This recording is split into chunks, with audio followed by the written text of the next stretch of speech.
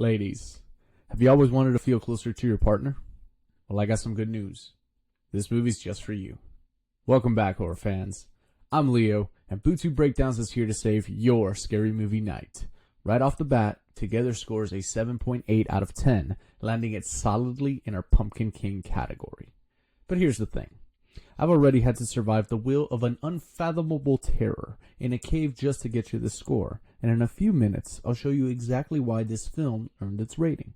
If you disagree with my score at the end of the film, be sure to let me know how much you want to have a panic attack in the shower, and tell me all about it in the comment section.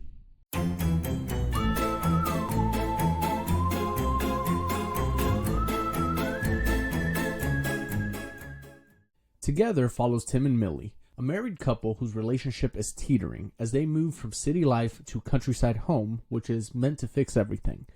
That plan derails fast when a bizarre underground cave encounter triggers a grotesque physical fusion between them, literally merging flesh and identity in a body horror nightmare.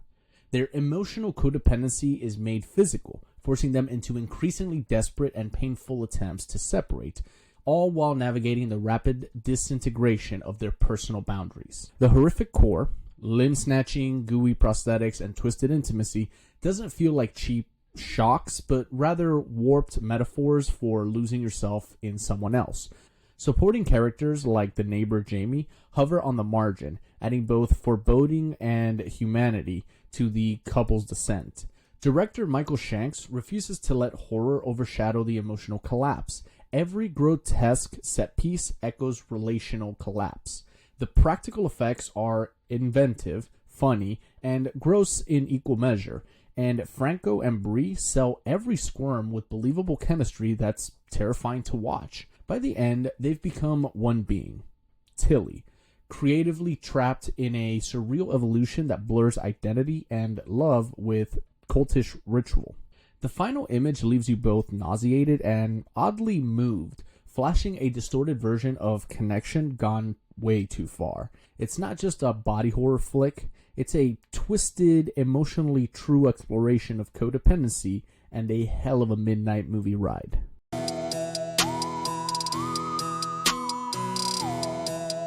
The story here pulls off one of the smoothest pivots from relationship drama to cosmic horror that I've ever seen. Honestly, when I first saw the trailer, I wrote it off as another A24 wannabe slog. One of those trauma is the monster piece with a dash of artsy body glue masquerading as horror. But to my surprise, this one actually worked and completely flipped my expectations. At the core, we've got a couple past their honeymoon phase, stumbling through the wreckage of a relationship without a spark. Millie wants independence, Tim is a spineless wannabe musician tagging along, and together they decide to heal their love with a time-tested method of drinking water from a cursed hole in the ground. Slowly, they begin to stick. Literally. And the horror sneaks in. Every time their spark reignites, weaponizing intimacy itself. That metaphor lands pretty hard, balancing emotional collapse with a grotesque body horror in a way that never feels forced. Now, some parts are lazy. The hidden cult subplot is tired, and the friendly neighbor is secretly a cult member reveal might as well have been printed on Jamie's forehead the second he smiled. Still, I appreciate how the script leaned into the obviousness, basically telling the audience, yeah, you got it, now stop complaining. Just watch the damn movie. That kind of self-awareness makes the cliche tolerable. By the end, what's left is a surprisingly strong relationship drama wrapped in a gnarly horror shell, which is exactly why it lands a solid 8 out of 10.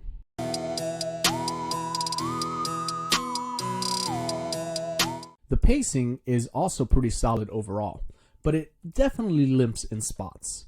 The biggest offender is the film's obsession with hammering in Tim and Millie's broken relationship. Sure, I get it. You need that groundwork for the finale to land, but it kind of drags. The movie basically splits itself into 3 acts that could have been separate films. The first 35-ish minutes are, look at this dysfunctional couple. The second 35 are, look at this dysfunctional couple, but after drinking cursed water. And then the final 35-ish minutes finally go, alright, here's the horror story you came for. That structural hiccup aside, the slower sections aren't wasted. They force you into claustrophobic intimacy with these characters. Tim's panic attacks, for instance, is brutal, and the film makes you sit in it until you're squirming right alongside him. That immersion pays off once the cosmic and body horror seeps in, because by then you're locked into their perspectives and desperate to escape as well. When it hits, it hits. If you can get through the sluggish start, the last stretch is relentless and gripping. Pacing gets an 8 out of 10.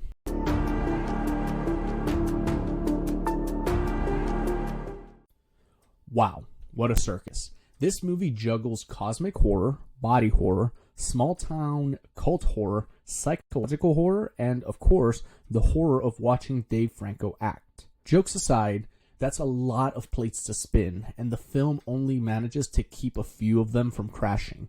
The relationship drama between Tim and Millie eats up so much oxygen that the horror elements never get the chance to really breathe. Tim's recurring nightmares about his dead parents are the biggest offender. Completely out of place, clearly shoehorned in for an early jump, and ultimately a waste of screen time. Meanwhile, the pond and its mysterious creature is kept so vague they barely register as more than background noise. When the body horror does finally arrive, it looks good, but feels neutered, like someone trying to copy The Thing with safety scissors. The arm fusion sequence should have been brutal and unforgettable, but instead the film cuts around it and leaves us with two characters sitting around in bandages talking it out like a relationship workshop. In the end, we're left with a sampler platter of horror ideas that never quite add up to a full meal. Still, no cheap scares dragging it down, and fear factor sits at a very safe, very average 5 out of 10.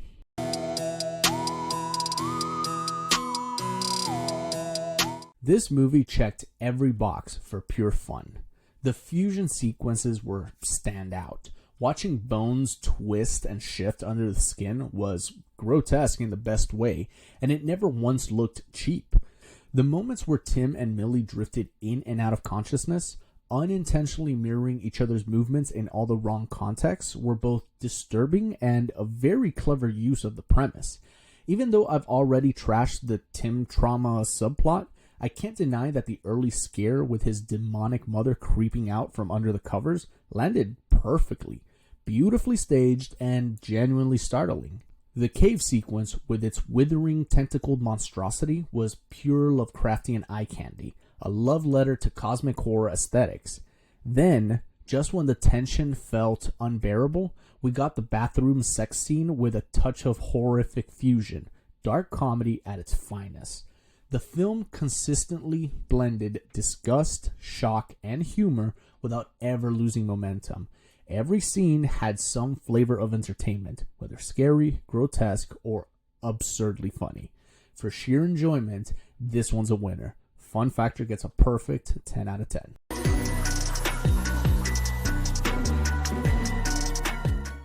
Here's the section that usually makes or breaks a film, and in this case, it made it. Half of the runtime is spent foreshadowing the looming dinner with Millie's parents, all while the eldritch water takes its toll until the inevitable happens. Tim and Millie finally give in and fuse together. What follows is one of the strangest, most unsettling sex scenes ever put to screen, equal parts grotesque and mesmerizing.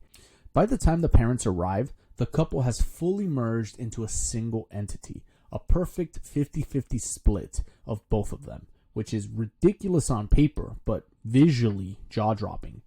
Unfortunately, the movie decides to half-ass the mythology, throwing in some lazy Zeus-splitting souls exposition, instead of really digging into what could have been a brilliant horror spin on Greek mythology.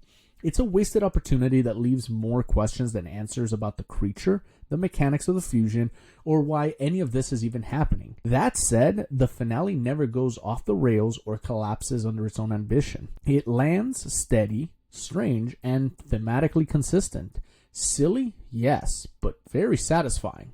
Even with the missed chances, It's a fitting conclusion that ties the narrative threads together just enough to work. Ending, I give it an 8 out of 10. So that's Bootube Breakdowns' take on Together. Averaging our scores gives this movie a 7.8 out of 10, which places it in our Pumpkin King category. Do you agree with my rating? Scream your score in the comments and tell me what horror flick I should gut next. If this saved your spooky vibes, smash that like, share with your horror crew, hit that notification bell, and subscribe to Bootube Breakdowns for more killer verdicts. Keep it creepy, and I'll haunt you in the next review.